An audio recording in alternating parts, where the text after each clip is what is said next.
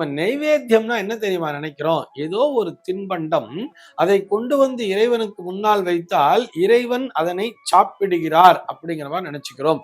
Actually நிவேதயாமி என்று சொன்னால் என்ன தெரியுமா அர்த்தம்? அறிவிக்கிறேன், இதை உன்னிடம் காண்பிக்கிறேன் என்பதுதான் பொருள். பகுத்துண்டு பல்லுயிர் ஓம்புதல் என்பதுதான் நைவேத்தியத்திற்கான தாத்பரியம்.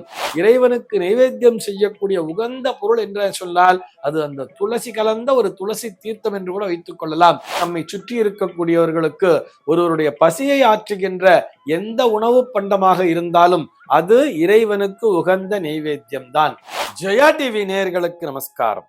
அர்த்தமுள்ள ஆன்மீகம் பகுதியில் உங்கள் அனைவரையும் சந்திப்பதில் மிக்க மகிழ்ச்சி. இன்னைக்கு நம்ம என்ன பார்க்க போறோம் சொல்லி பார்த்தோம்னா, இறைவனுக்கு நைவேத்தியமாக படைக்க மிகவும் உகந்த பொருள் எது அப்படிங்கிற ஒரு கேள்விக்கான விடையைத்தான் பார்க்க போகிறோம். முதல்ல நைவேத்தியம்னா என்ன அப்படிங்கிறத நம்ம புரிஞ்சுக்கணும். நம்ம நைவேத்தியம்னா என்ன தெரியுமா நினைக்கிறோம்? ஏதோ ஒரு தின்பண்டம், அதை கொண்டு வந்து இறைவனுக்கு முன்னால் வைத்தால் இறைவன் அதனை சாப்பிடுகிறார் அப்படிங்கிற மாதிரி நினைச்சுக்கிறோம். சுவாமியை நம்ம பட்னி போடக்கூடாது, நம்ம சுவாமிக்கு வந்து இதை படைக்க வேண்டும், அவர் அதனை எடுத்து சாப்பிட்ட மிச்சம் நாம் பிரசாதமாக எடுத்துக் கொள்கிறோம் என்பது போல் நாம் நினைத்துக் கொள்கிறோம். ஆக்சுவலி நிவேதயாமி என்று சொன்னால் என்ன தெரியுமா அர்த்தம்? அறிவிக்கிறேன், இதை உன்னிடம் காண்பிக்கிறேன் என்பதுதான் பொருள். அந்த தின்பண்டத்தை இறைவனிடத்திலே காண்பித்து விட்டு, இதனை நான் உனக்கு நிவேதமாக, இதனை நான் இந்த நேரத்திலே உன்னிடத்திலே காண்பிக்கிறேன், உனக்கு அறிவிக்கிறேன்கிறத சொல்லிட்டு அதனை நைவேத்தியம் செய்து என்ன பண்ணணும்னு சொன்னா, அதை இறைவனிடத்திலே காண்பித்து விட்டு அதில் இருக்கக்கூடிய குறைகள் குற்றங்கள் அனைத்தும் நீ நீக்கி விடுவாயாக என்று சொல்லி பிரார்த்தனை செய்துவிட்டு அதனை கொண்டு வந்து மற்றவர்களுக்கு விநியோகம் செய்ய வேண்டும். பகுத்துண்டு பல்லுயிர் ஓம்புதல் என்பதுதான் நைவேத்தியத்திற்கான தாத்பரியம். எல்லோருக்கும் கொடுத்துவிட்டு தானும் அந்த அருட்பிரசாதத்தை உண்ண வேண்டும். இறைவனுக்கு போய் நாம் உணவளிக்க முடியுமா? அவர்தானே நமக்கு அளித்துக் கொண்டிருக்கிறார். இந்த உலகத்திலே இருக்கக்கூடிய பொருட்கள் அனைத்துமே இறைவன் படைத்த விஷயம் தானே. அதுல இது சிறந்தது, இது உகந்தது அப்படின்லாம் பிரிக்க முடியாது. எல்லா பொருளுமே இறைவன் அங்கே உருவாக்கியது தானே. ஆனால் சுத்தம் அப்படிங்கிற ஒரு விஷயம் இருக்கு தெரியுமா? ரொம்ப ரொம்ப சுத்தமான பொருள் எது அப்படின்னு சொல்லிட்டு நம்முடைய ரிஷிகள்லாம் ஆராய்ச்சி பண்ணி வச்சிருப்பா. அதுல பார்த்தோம்னா எதை சுத்தம் என்று சொல்லுவார்கள்னு சொல்லி பார்த்தோம்னா, நெய்யால் செய்யப்பட்ட தின்பண்டங்கள் அனைத்துமே விசேஷம் சொல்றார். அதனால்தான் தீபம் ஏற்றும் பொழுது கூட நெய் தீபம் ஏற்று அப்படின்னு சொல்றார். அதுவும் என்ன நெய்? பசு நெய்.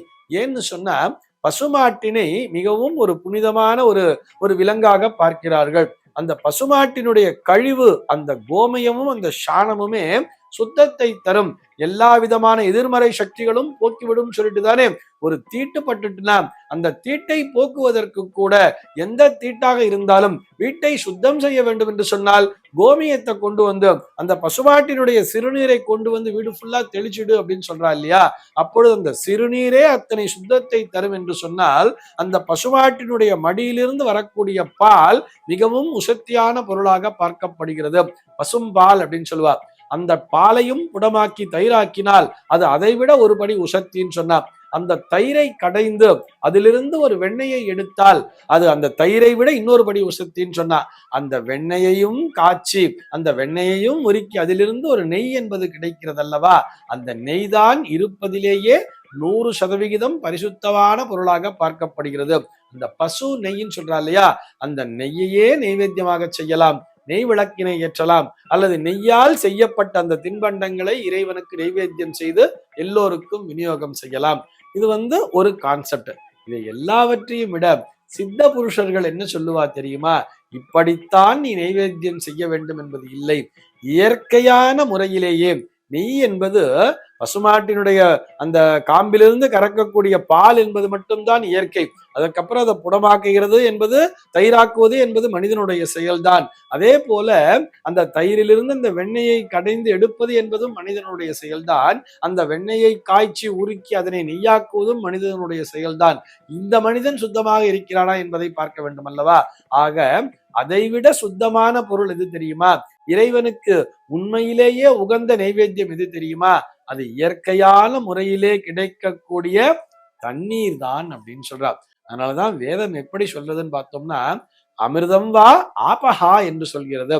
அமிர்தம் அப்படின்னு சொன்னா நமக்கு தெரியும் தானே. அமிர்தம் ஆபகான்னு சொன்னா அது ஜலம், தீர்த்தத்தை குறிக்கிறது.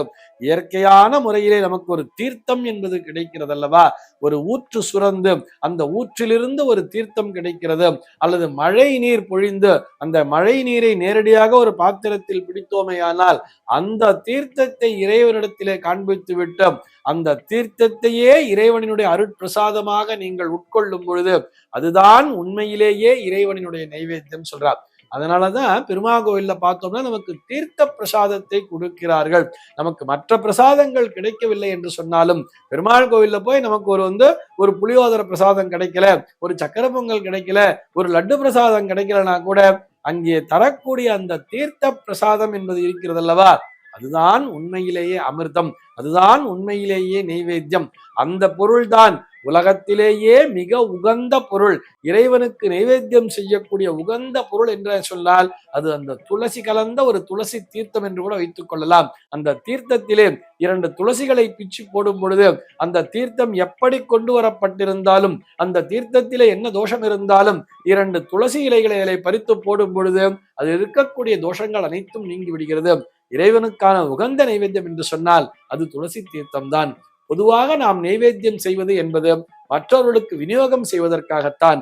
ஆக உயிர்களிடத்திலே அன்பு செலுத்தி அவர்களுக்கு எந்த உணவினை நாம் குடிக்கிறோமோ, அதாவது நம்மை சுற்றி இருக்கக்கூடியவர்களுக்கு ஒருவருடைய பசியை ஆற்றுகின்ற எந்த உணவு பண்டமாக இருந்தாலும் அது இறைவனுக்கு உகந்த நைவேத்தியம் தான்.